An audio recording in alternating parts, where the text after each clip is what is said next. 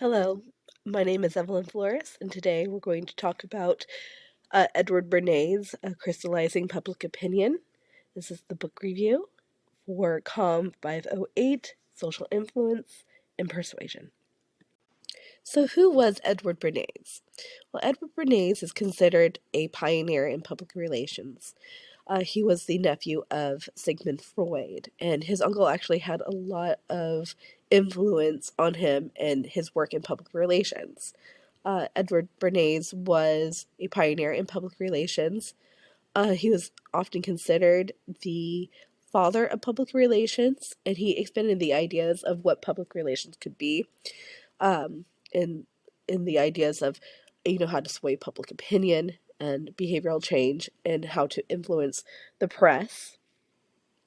He believed that social science and behavioral psychology could effectively develop campaigns that would change behavior and shape public opinion, if they were leveraged correctly. And he thought this was the ethical thing to do, since the masses could not be trusted.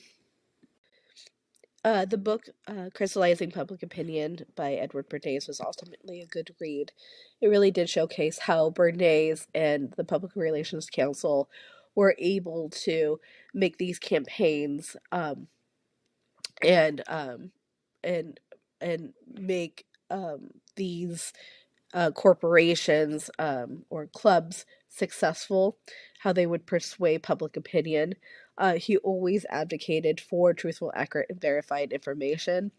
And he said that because groups and because individuals weren't fully in control or to make rational decisions, that some social authority had to be able um, uh, sway opinion. He believed that if not, the world would become disordered. It was very interesting seeing how he implemented some of his campaigns to be successful, and how he really did expand our thinking on how to better persuade. In the next couple slides, I'm going to show you some of his campaigns and some of the techniques that he used. So, a campaign that Bernays had worked on was that of a hairnet, the hairnet industry. The hairnet industry was seeing a lack of sales due to the stylish hairstyle of the day, which was the bob, the 1920s. We can all remember the bob from Gatsby, where Daisy and Jordan had that cute little short hair.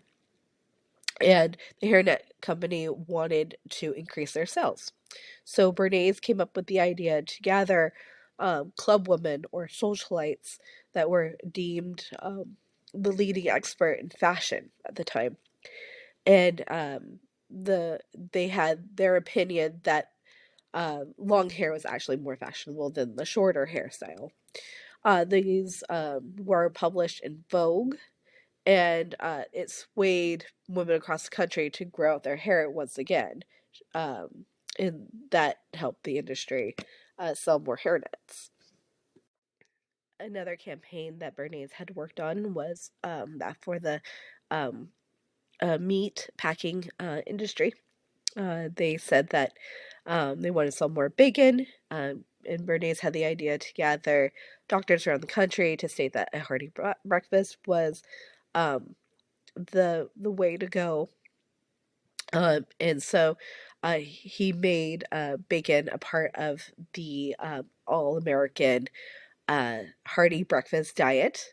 And today we can still see that effects. Eggs and bacon are still like iconic. Bernays also did a campaign for smoking.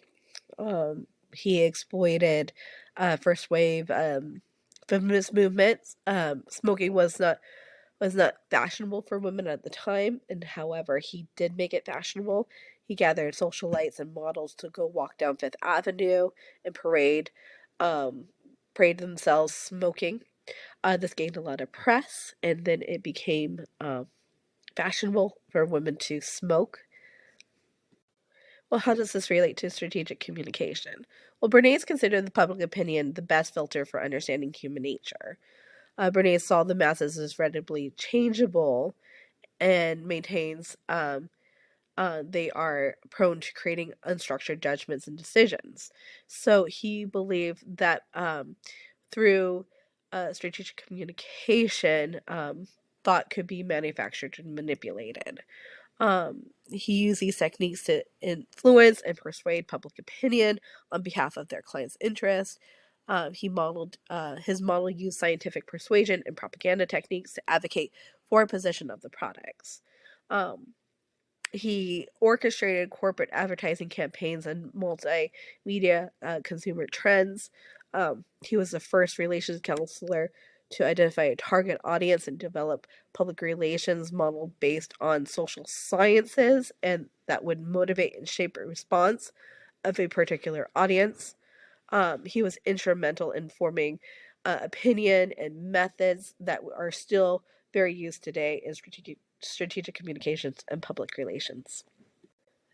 So, what is a theory that we have learned about in this class that had been utilized by Bernays? Well, one that I can see is Aristotle's rhetoric. As we know, Aristotle's rhetoric is the use of ethos, pathos, and logos. Ethos is prior knowledge of a speaker's credibility, the image of a person's character, and the consideration and incorporation of the audience history, culture, and perceptions. Logos is used to persuade an audience using logical arguments and supportive evidence. And pathos creates emotional connectiveness between the audience and speakers using vivid storytelling, descriptive language, and engaging delivery of the information, and a vibrant emphasis on themes and words. We can see this in many campaigns that he used, such as the Bob Hairnet campaign, using doctors and the use of bacon, and using images of women smoking on the streets of Fifth Avenue to promote their products.